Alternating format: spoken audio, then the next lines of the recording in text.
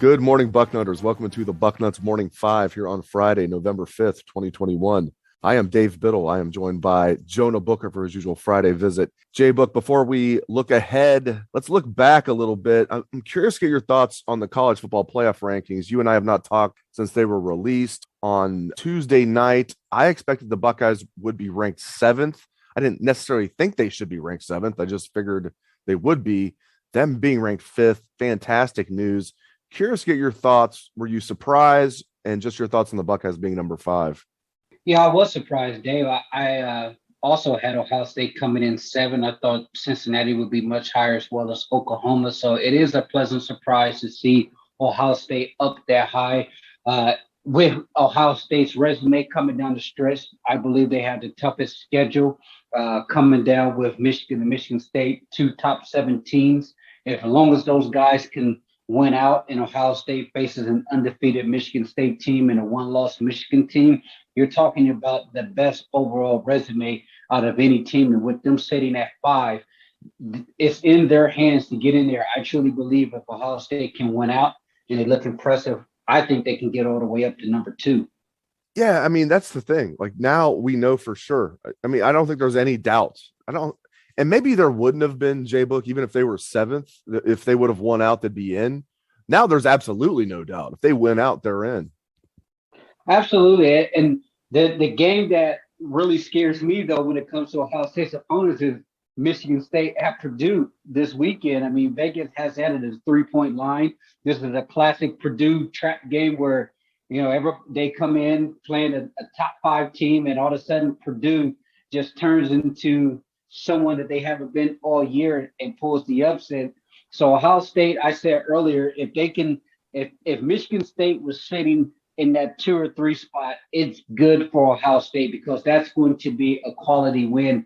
And you look at some of the other guys, Minnesota, even though they lost to Bowling Green, Minnesota controls their own destiny. They can go to the Big Ten championship as a 10-2 football team.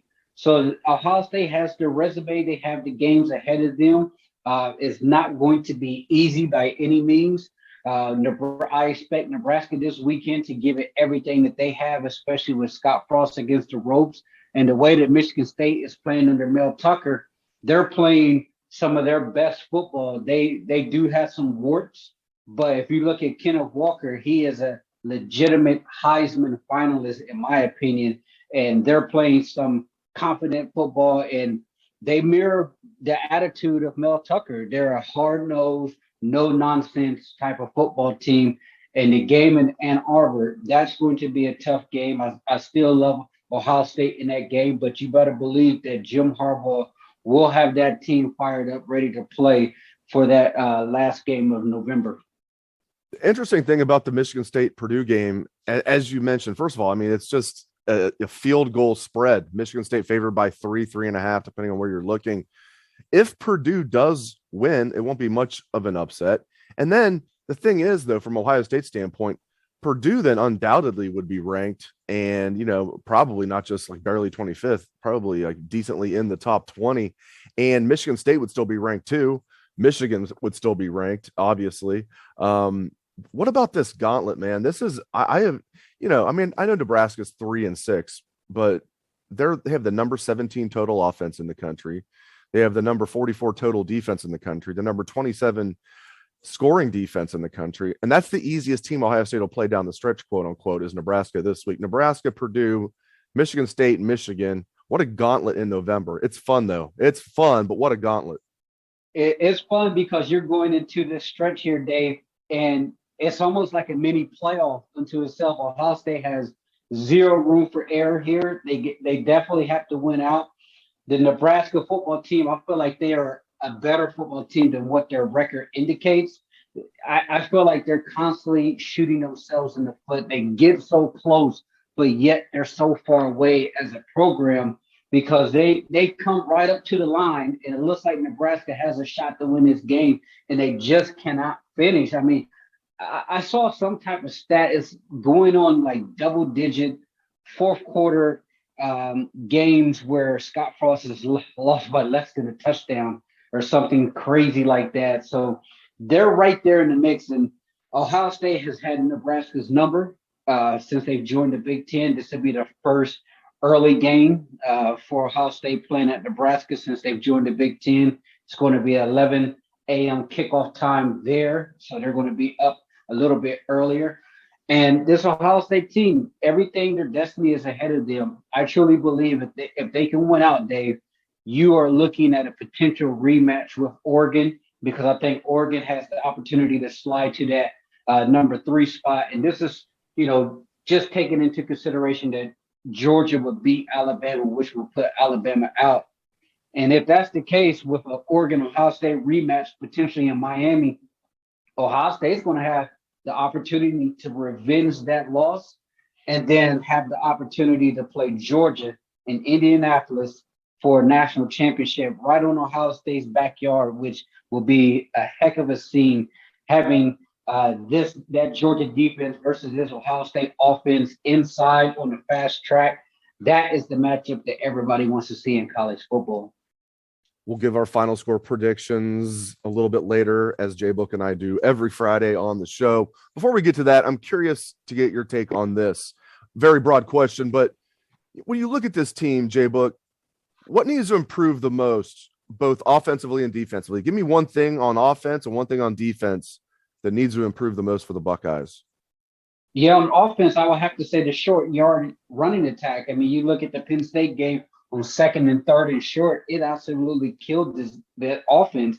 I know some people are going to say the red zone, stop settling for field goals and scored touchdowns. So you look at the two best opponents that Ohio State has faced in Penn State and Oregon. They have struggled in the red zone. But for me, you have to be able to pick up those gritty yards. If you're on, you get 9 yards on first down, 8 yards on first down, you're in 2nd and short, and you get stuck for 0 yards, and then third down, it's the same thing. You get stuffed again. That's a problem. Those offensive linemen have to be better in that situation, because there were too many times in that Penn State game where they had a beat on what Ohio State was doing. Those guys were shooting the gaps, and with CJ Stroud not a threat to run the football, they were just absolutely crashing down. And if you're going to put that on tape against Penn State, you better believe Michigan and Michigan State, and even, Nebraska, Purdue, they may not be as talented, may not have the capability as far as the personnel to do what Penn State was able to do, but they will sell out. And if Ohio State can't pick up those short yardage, it's going to hurt this offense, because it's going to get them off schedule. Now, as far as the defense, I think they're playing extremely well in the front end. You look at the defensive line, they're, I believe, 9th overall in all of college football in total sacks. Tyree Smith probably had his best game as a Buckeye against Penn State. And that front is dominating when it comes to the run game. Over the last, several weeks, the opponent's only averaging about 1.9 a carry. So they're shutting it down when it comes to the run. And that was the big issue. They were getting gashed in the run game early on, especially against Oregon. And Penn State, they were able to get some chunk plays in the passing game. Outright, they weren't able to exploit guys getting behind the Ohio State secondary.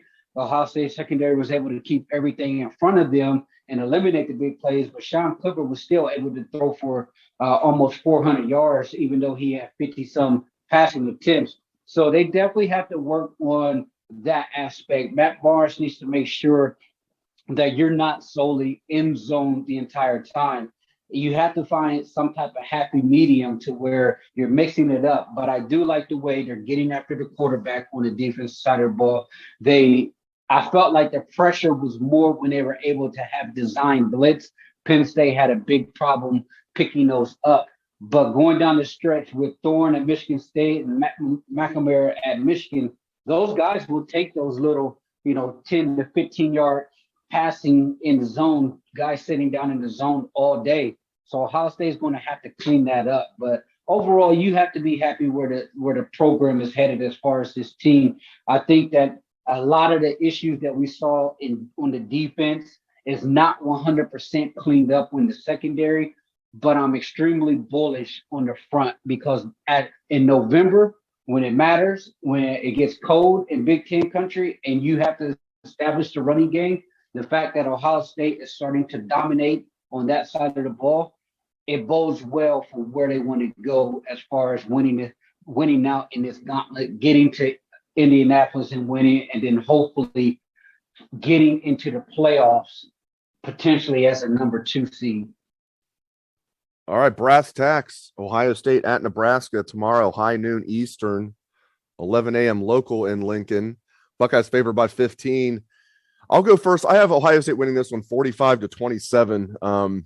Now Nebraska, they only play one score game, so I feel like I'm going out on a limb here, but eventually I think they're either going to win a one score game or they're going to get it taken to them. I almost went bigger than that. But I'll go Buckeyes 45, Nebraska 27. For this Nebraska team, that would be taking it to them, especially in their house, an 18-point win. So I have Ohio State 45, Cornhuskers 27.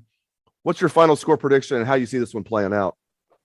Yeah, I have it Ohio State 42-21. I think that Nebraska is going to make some plays. Adrian Martinez is too gifted with his legs to not get any type of points on the board. I do think that Nebraska will try to mimic what Penn State was able to do in the passing game. So it's up to Ohio State's defense to get that cleaned up. When it comes to the offensive side of the ball, I just look at it as this team, they're going to knock on the door to get you 40 points a game.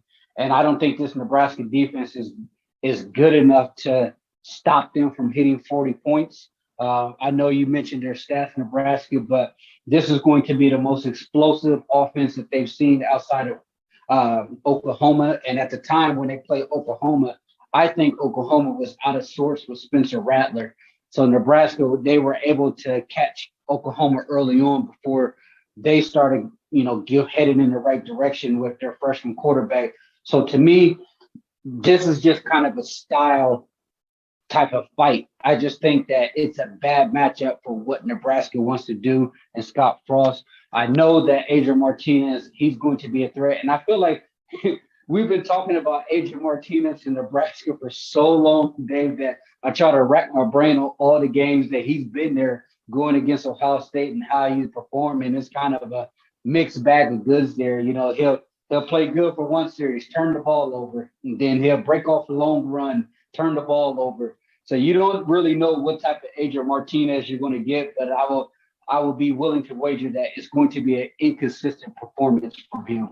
It is never an inconsistent performance from Jonah Booker. Thank you very much, JBook, always coming strong. Thank you to all the listeners out there for tuning in the show. We appreciate that very much. Hope everyone has a great day and a great weekend. Let's hear the Buckeye swag, best damn band in the land.